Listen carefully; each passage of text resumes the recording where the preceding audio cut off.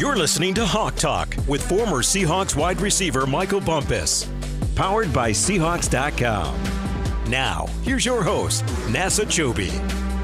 Welcome to another edition of Hawk Talk.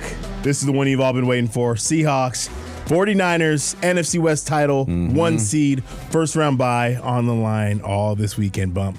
This is what we do this job for. Yeah. This is why the people play the games. This is why people coach it, all for moments like this. This is it, man. You put yourself in a position to get the number 1 seed, to snatch to the division. This is a great opportunity they have in front of them. And we talked about this earlier. This feels like 2019, except the difference in this game is that both teams can get the 1 seed. 2019, only the Niners can get the 1 seed. But no, this is – I'm excited. I'm hyped up. Ready Let's talk about it, get right into it. What's on tap?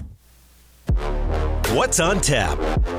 These 49ers, 12-4, second place in the NFC West.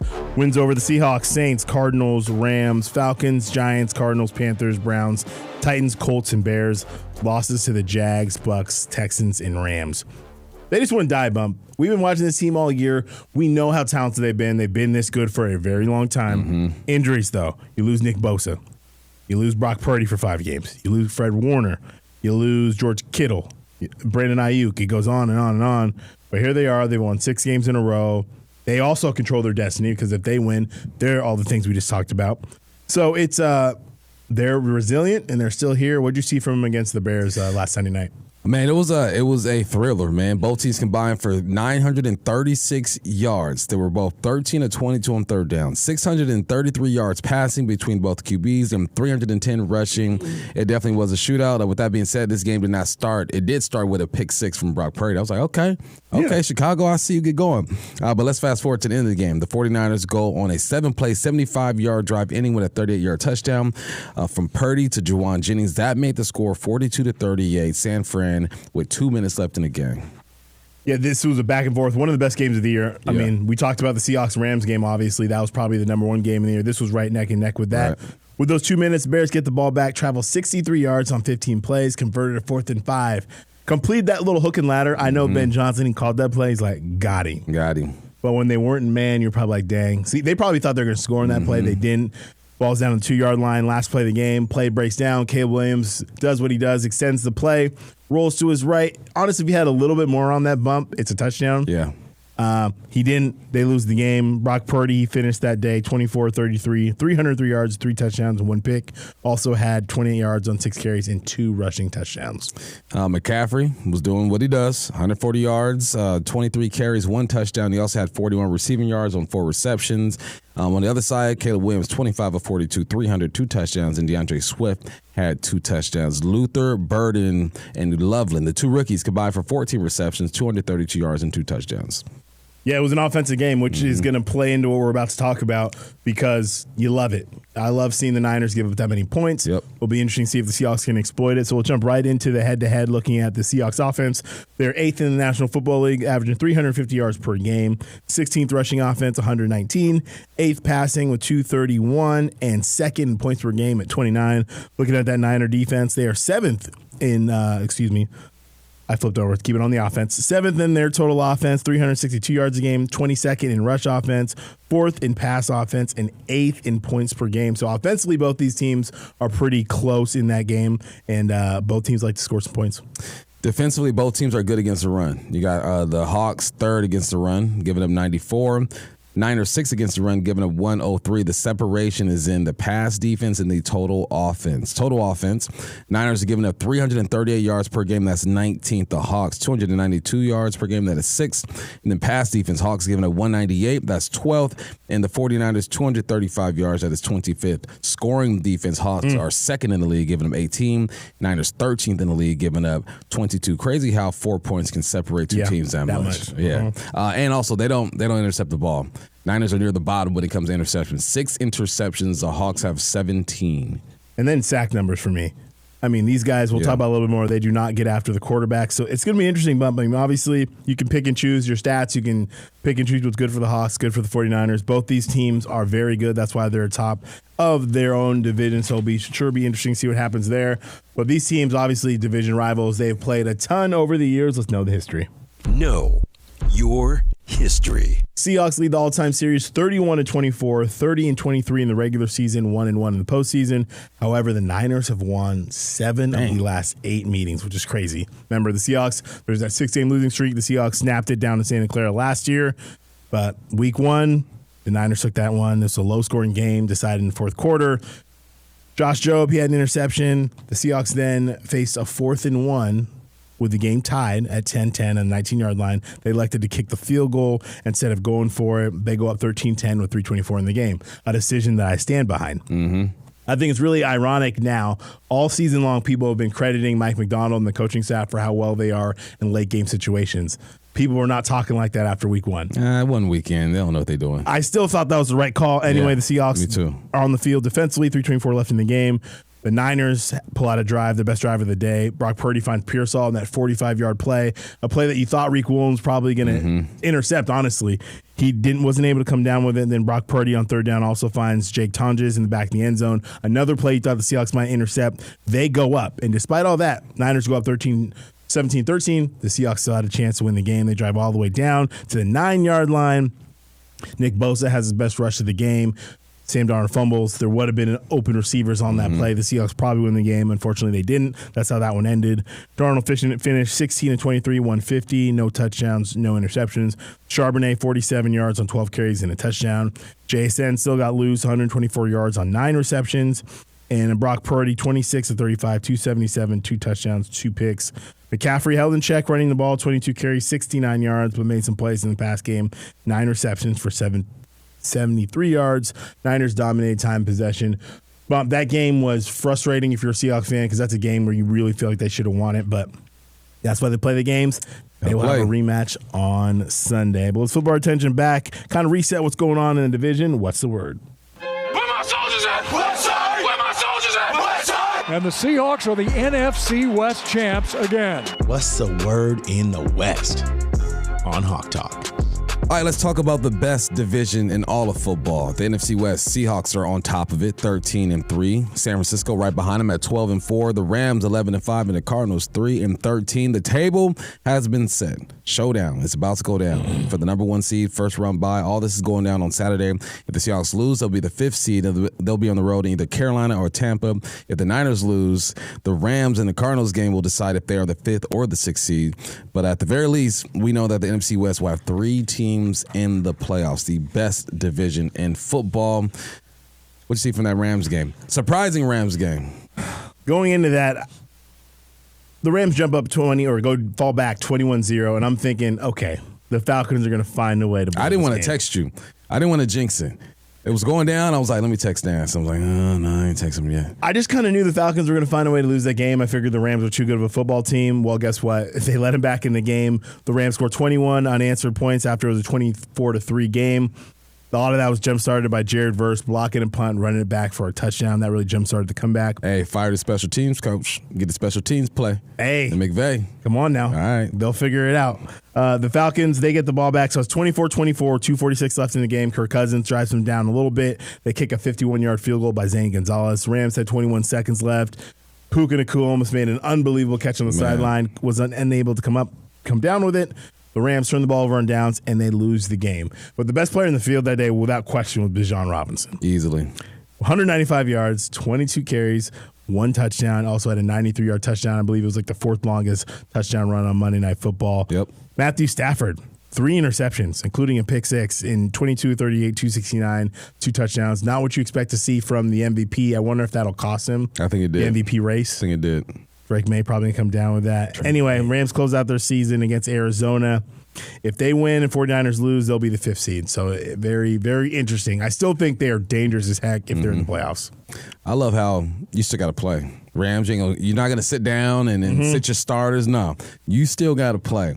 All right, we already talked about the Bears and the Niners. Let's talk about the Cardinals, man. The tough season continues. Cardinals have now lost 8 in a row. Come on now. That's hard over there, man. They only won 1 game in the last 14 after starting the season 2-0. They were soundly beaten by the Bengals 37-14 last week, and now they get the Rams on Sunday to close out the season. Fighting for your life, Cardinals. Just fight for your life. That's all you can do. Pride at this point. We've had tougher years. Obviously, this year's going great. 2021, Russell got hurt. That wasn't a fun season. But the Seahawks still won 7 games. Yeah. 1 win in 14 weeks. That's tough. Pray for your people down there in Arizona. That is tough. Anyway, let's flip our attention back to the game that's happening this Sunday. Seahawks 49ers. Time to man up. Hey, who you got? Who you got? You know what time it is, man up. Man up, brother. Man up. Man up on Hawk Talk. Where do we start? We start with the quarterbacks. Looking at Brock Purdy taking on this Seahawks defense. Week 1 against the Seahawks, Purdy suffered a turf toe injury, so his year's been all up and down since then. He missed the next 2 games and came back to play against Jacksonville. He re-injured it, then on the shelf till week 11. While he was out, Mac Jones stepped in and played pretty well. He honestly might be the unsung hero. We do that on our postgame show. He's probably the unsung hero. Goodness gracious. Couldn't talk right there. Woo. He's the unsung hero of their team, I think, in my opinion, from afar. Yeah. 11 games, 8 starts, 201 for 289, 2,151 yards, 13 touchdowns, 6 interceptions. He kept their season alive. Offensively, kept that thing moving. Purdy's come back, and he's looked pretty good. In the last 2 games alone, he's responsible for 10 touchdowns and just 2 interceptions. On the year, Purdy, 2,040 yards, 20 touchdowns, 9 interceptions, 31 carries, 126 yards, and 3 touchdowns. Last game against Seattle, 26-35, 277, 2 touchdowns, 2 interceptions. Now, we've talked about Purdy for years and years, up and down. He's a really good quarterback. I think everyone knows that. He has some magic in him. He can make a lot of great plays. And we've seen that last 2 weeks. It's been full display how good Brock Purdy can be the last 2 weeks. But there's another side of Brock Purdy. There sure is. If you want to see the bad side, look at the first half against Carolina. In that half, he was 14-23, 144, but had 3 interceptions on back-to-back-to-back possessions. So he has the propensity to turn the football over. That's in him. So it'll be interesting to see him taking on the Seahawks defense is good at taking the ball away. A lot's going to come down to this matchup. Defensively, the Seahawks are 6th overall, and they're 12th against the pass. I'm really excited to see if the Seahawks can force him into some bad decisions and see if they can take the ball away like they did twice in the first matchup. Yeah, and just keep him contained, right? There are going to be plays where he rolls out. Okay, we get it getting outside the pocket, but all that Freestyle Friday stuff he does, man, you got to – and I was asked, how do you stop that? I go – break down and tackle. That's all you can do, man, because once you start overcommitting, he will make you miss. So contain that man. No Dougies. I want to see nobody dancing. You feel me? If he's dancing, then we're in trouble. Yeah, and the worst part of it is that it's a clean Dougie. You know, it's clean. He can hit it, so man. I don't want to see no Dougie. Nope. All right, Sam Darnold, who's definitely not going to Dougie no matter what he does. Sam Darnold's coming off an average game against the Panthers, but made some huge throws in the second half when it was needed. He was 18-27, 147, 1 touchdown, 1 interception. According to Next Gen Stats, Darnold was blitzed on 54% of his dropbacks against Carolina. His second highest rate in a game this season, completing 10 of 16 for 89, 1 touchdown, and 1 interception against the blitz. He was particularly effective on the short throws, completing 16 of 20 for 116 on attempts under 10 air yards. The book is out. The Niners don't blitz much, but they might get after him this game. Darnold is among the best in the league when it comes to passing yards. He's 5th. Yards per pass attempt, he's 2nd. Yards per completion, he's 2nd. And he's 10th when it comes to passer rating. So far this year, he's completed 67% of his passes for 3,850 yards, 25 touchdowns, and 14 interceptions.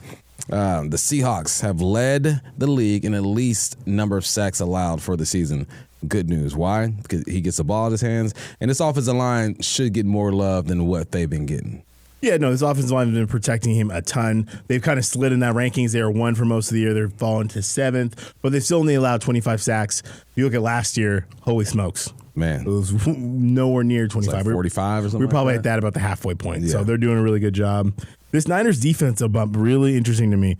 25th against the pass, you know that, but they are dead last in sacks with just 18 on the season. 30th in pressure with 101, 30th in pressure percentage at just 16.7. They also blitz 30th in blitz percentage, 18% in the league. So for me, it's all about no Nick Bosa. Yeah. I think he really stirs the drink. I think he really changed what happened up front for that team. And without Nick Bosa, they have not been able to recreate that. And Nick Bosa, in my opinion, single-handedly won that game for the Niners in the first matchup. So looking at what's going on, I think this is a huge – the game could be won and lost right here, depending on what they're able to do defensively, and if the Seahawks are able to function, especially Sam Darnold, with that pressure rate. Protect him. Get the ball out quick, and make that defense have to play defense. Yeah. Ain't been good at it. 38 points last week. All right, you want to talk about Christian McCaffrey? Christian, let's get it. One of the most dangerous running backs in the league for the 49ers. He does everything. Swiss Army knife, right? For the first time, he's played in every game since 2022. And which is big for him. There's always a back, an ankle, something like that. He's a 3-time Pro Bowler, 2-time All-Pro, and 2023 AP Offensive Player of the Year. He's having another big season, 1,100 yards on the ground, 10 touchdowns, 96 receptions for 890 and 7 touchdowns. McCaffrey leads the league with 399 touches. The closest player is Jonathan Taylor with 353. High volume usage over there. 399. Good God. That's a lot, man. That's a lot in the tank. Second in the NFL in yards from scrimmage, 2,069, only trailing Bijan Robinson. Fourth in all-purpose yards, 2,069. 96 receptions, are seventh in the NFL among everybody. Everybody, not just running backs. And he's number one in running backs receiving receptions. 49ers leading receiver for them, yards and receptions. 400-yard rushing games this season. 2 of them happened in the last 2 weeks. Last game against Seattle, 22 for 69 and 9 for 73 through the air. Seahawks, that's one thing they do really well is they stop the run, 94 yards per game. McCaffrey's tough, man, because you know he's going to make plays. Yeah, he's going to. And just the sheer volume they're giving him the ball. But his yards per carry is down from his career numbers, so he's another one. He's one that you can't let go off. When we played them in 2022 and they lost 3 games and they lost in the playoff game, you can't have the 69-yarder, the 79-yarder, right. The long runs from McCaffrey. He's someone you got to keep in check, try to limit the explosives, and he's just a really good player. He's a baller. All right, Juwan Jennings, Kendrick Bourne, Ricky Pearsall, those receivers against the Seahawks secondary. The receiving unit has gone through it this season. Brandon Ayuk just never showed up. He said, look, man, I don't like what's going on over there. I ain't showing up. But Shanahan in the game ain't even flinching, and the guys going. Juwan Jennings hasn't been dealing with injuries this season, too. Hurt his calf in training camp. His ankle missed 3 weeks. Broke a bunch of ribs. Missed week 5. He's been through it. Pearsall missed 6 games with a PCL strain. This is probably why McCaffrey is the leading receiver on this team, because no receiver has been able to be consistent. So you use your running back, and they've been using him right, too. Yeah, But I mean, these guys can play, though. Juwan can play, Pearsall can play. We've seen them when they're healthy. no question about it. I mean, Jennings, 51 receptions, 608 yards, 9 touchdowns. Pearsall, 36, 528, no touchdowns. Kendrick Bourne, 37, 551, no touchdown. Altogether, when they're healthy, they can do it. And honestly, you're playing in Kyle Shanahan's system, right, Bump? I feel like, Have you seen a bad player in this? Seriously, and this, I'm not taking anything away from Jennings, Pearsall, Bourne. No.